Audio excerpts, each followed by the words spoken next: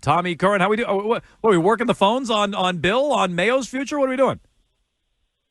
More on the Bill stuff, but I'm actually planning Quick Slants, doing a podcast with Phil. Have you seen the Oliver Connolly tweets from The Guardian? Yes, sure we were reading those earlier. He's got a 400-page document that he's put in front of UNC. They're discussing Manifesto. Thank you. Yes. Whether or not they want him is what they're discussing on their end, but it sounds like he would commit to taking the job if they meet his demands. Let's start with that. What do you think of it? I think it's probably a trial balloon. Here, I'm going to ask for the moon. I'm going to ask to run everything. I'm going to ask to have the Dean Dome turned into the Bill Belichick facility. And we'll see how that goes over. If they agree to it, great. If they don't, well, people know that I have a working document that I am going to be proposing around the league. Will people agree to this?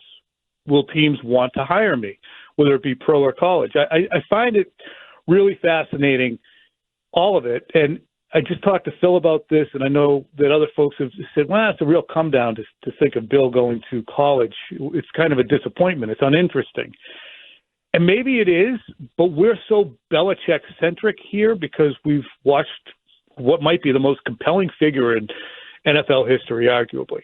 Most interesting, compelling, enigmatic figure in NFL history for 25 years that it's really fascinating to see what his next move will be. You think it would work if he went to North Carolina? Do you think he'd be successful? I think to an extent it would. I think it would be a blueprint for a way to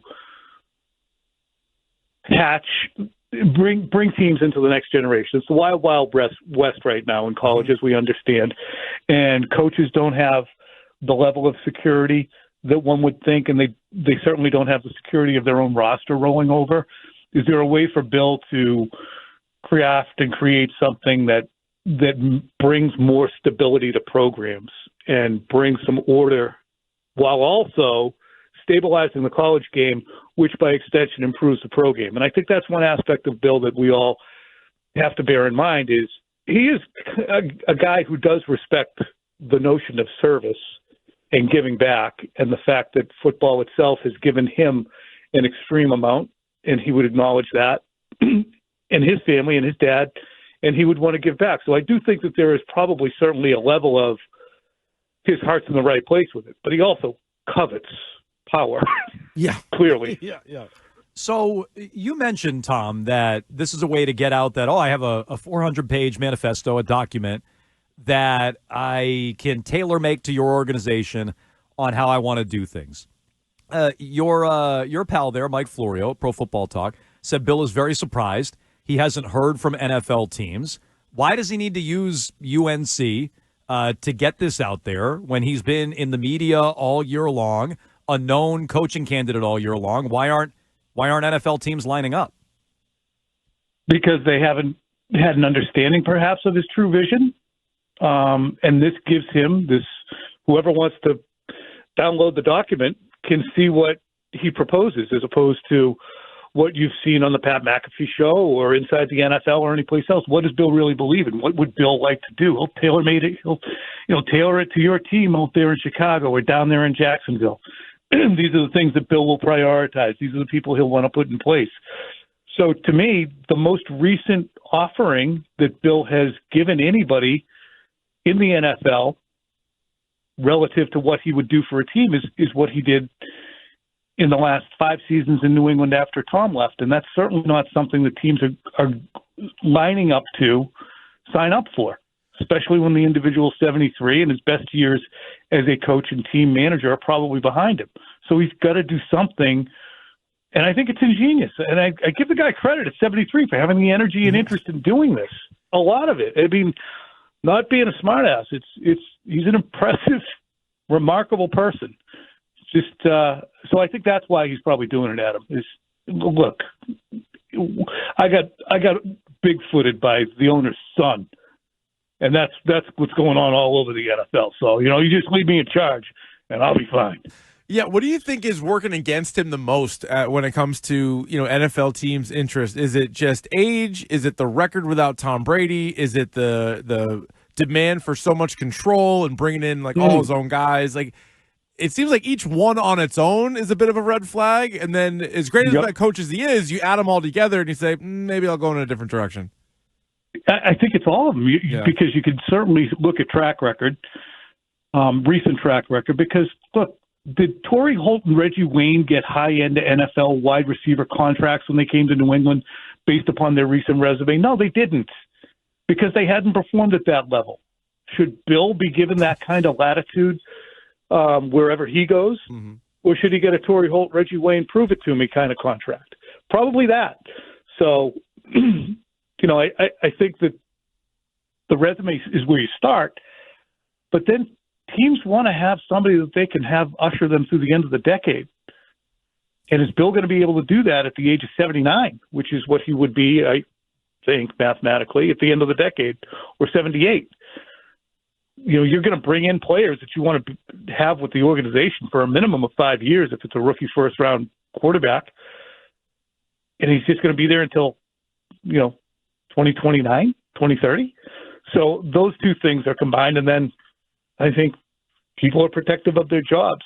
And Bill might be a hanging judge. We got to get rid of that guy, and that guy, because I don't think that they do anything, and whatever they do doesn't look good to me. No game this week, so that's Tommy Curran's Flex of the Game, presented by FlexCar. You can ditch the dealership Thank you. and save thousands with FlexCar. Tom, on Jerod Mayo, Greg Bedard seems to think he's coaching for his job down the stretch. He said that if Robert Kraft decides he's made a mistake, he wouldn't hesitate to rectify the situation. Do you see it that way? Is Jerod Mayo coaching for his job? No, I don't think he's coaching for his job. I think that you would be coaching for your job if your record mattered. I think everybody's coaching for their job to an extent at all times. I guess define it. If coaching for his job means he's got to go 2-2, no, I don't think that.